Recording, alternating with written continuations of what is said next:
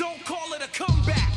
I've been here for years. I'm rocking my pants. You are now tuned in to Resorts World TV with Imani. Today, our special guest is the one, the only, Daymond John. Welcome. Thank you. Thanks for having me. Is this your first time here? It's actually in the casino, absolutely, yes. I was here as a little kid, not the casino part, but the horse racing.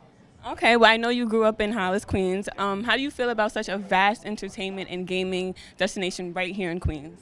I mean, I think it's smart. I think it's listen, two major airports are here, so, you can come in and not have to worry about going all the way into the city, right? This casino is almost like a world amongst its own.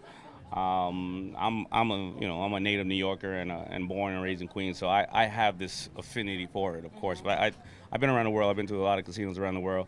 This is by far one of the top. All right. Well, before being on Shark Tank, you started your own clothing line, FUBU. Take us back to that moment. How did you know you wanted to start a clothing brand? You know what?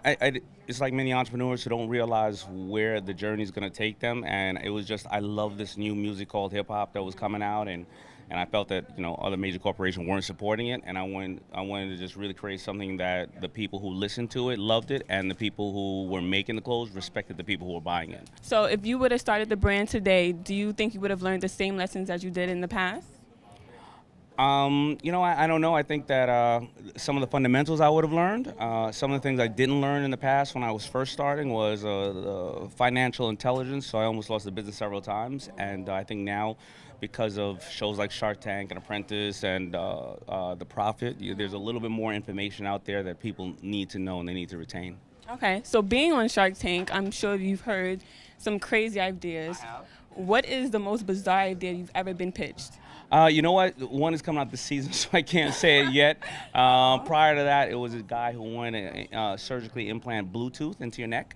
Okay. Yeah, I think it was season 1 or 2, and then you had to plug in your neck at night to charge it, and you also had to get a surgery every other time you wanted to upgrade your phone. So think about it. It was kind of freaky, and I think that we're going to actually get to that point, like the Terminator level, maybe 20, 30 years from now, but it's not going to be the actual surgery when you want to cut your neck open and put something in there. Right, exactly. Yeah. That's crazy. All right, so what can we expect from you in the next year or so? A new book, a new show? Yeah.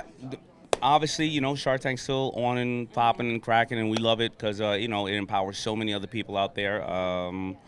I'm just finishing up my ambassadorship for President Obama, and we'll see if I move forward with the new president. And I'm gonna open up a big space called Blueprint & Co. in New York City. It's kind of like a co-working space. Okay. So that's a couple of my projects, and I'm a new dad. So congratulations. Thank you. So I'm not sleeping much. All right. Well, thank you for joining us. It was a pleasure. Thank you for having me. I'm home in Queens. I love it. Better move.